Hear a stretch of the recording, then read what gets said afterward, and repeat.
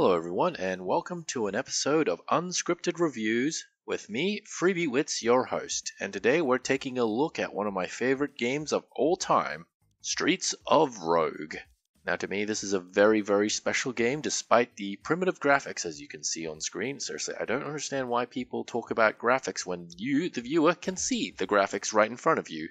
The only time graphics should be brought up is when they're different from the YouTube video to the actual experience, like 30 FPS, 60 FPS, whatever you want to say. Anyways, one of my favorite things about Streets of Rogue is the fact that it's got a multiplayer component, and it's also a rogue-like game with all the random elements that entails. Seriously, there aren't many rogue-like multiplayer games on the market, and this one is amazing.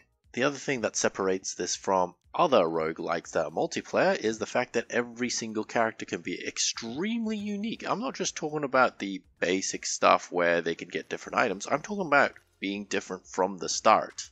In another one of my favorite roguelike games that's also a multiplayer, Crawl, everybody starts pretty much the same, but then they can get different weapons, different power-ups, different monsters, and it becomes a whole bash from there. Anyways, moving on, Streets of Rogue, another thing that makes this very unique is that it's an open world-like game. Think Grand Theft Auto, except even zanier, so kind of like Saints Row, I suppose, but even zanier than that. Only from a top-down 2D scale, I suppose. Honestly, it's really hard to describe it. It's just got so many things, so many disparaging mechanics that you'd think this would never work, but somehow they pull it off. One of the biggest advantages of this game is the fact that not only is it multiplayer, but it's a tiny game. If I decide, hey, I want my friends to play and they don't have it, and they decide to get it, we can play in the same night very quickly unless their internet is so terrible that they can't even download slightly under 400 megabytes worth of game. And if they're so slow that they can't do that in less than a night, then well, you probably can't play multiplayer with them properly anyways. So I've already made allusion to the gameplay in that it's sort of like GTA, and there's a lot of different playstyles you can go for based on the class you choose from the start.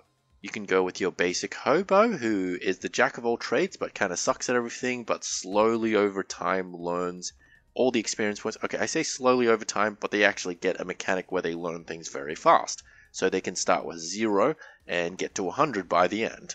Then you can play sneaky characters like a ninja or a literal vampire who sucks people's blood.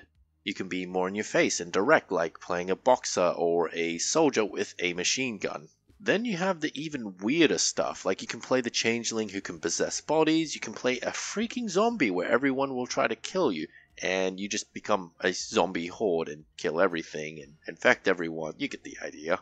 Despite being set in relative modern times, it is, as I mentioned with the vampires and the zombies, really zany. A footballer, for example, can run through literal walls. It's the sort of game that doesn't really take itself seriously. The entire plot is that you're part of a rebel alliance trying to stop a mayor and kill him and or take the votes over the city and, well, take over the city. Now, I know I'm jumping all over the place and such, but I want to go back to multiplayer and how amazing that is. So besides playing different classes and covering each other's weaknesses, or all going into the one strategy and, brute forcing your way through, there's another thing I'd like to talk about in terms of multiplayer, in that split screen local play is available. And let me just say, it is so smooth. When two characters are on the same area, the screen focuses on both of them at the same time. However, if both characters separate far enough, the screen goes into slow-mo, and it literally just splits apart, like, well, as I said, split screen. And when both characters are about to come together into the same frame, it slows down once again and combines. I wouldn't say it's seamless, but it's so close that I don't even care. Now, a lot of you will look at the price tag and think it's a bit expensive for an indie game that looks like, well, this.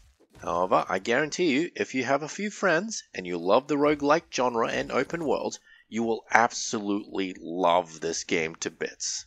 If you're still worried about price, get one of your friends to try it and watch as they descend into madness before resorting to buying the game for you because they want to play multiplayer because it's just that amazing.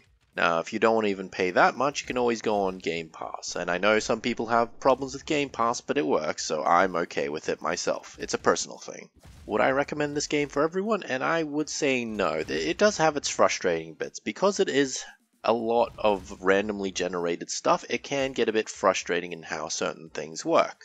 Not only that, but there are actual objectives that you play your way through the game with.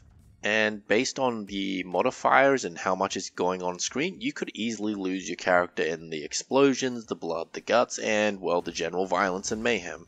Honestly, I would still rate this above Grand Theft Auto in that while you do have a lot of stuff to do, playing a class actually gives you a bit of direction on what you should do. Like I said, if you're playing a ninja type character, then you know you should be stealthing around. If you're playing a soldier, you know you should be gunning everything down. You get the idea. It gives some structure and direction.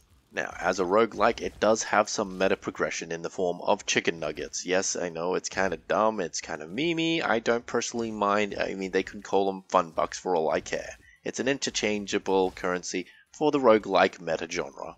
Using these nuggets, you can unlock new items, new mutators, that sort of thing. Anyways, I hope you've all enjoyed this very short review of Streets of Rogue, and I hope you'll watch more of my videos in the future. Don't forget to like, comment, and subscribe. These things really do help the channel. Bye-bye.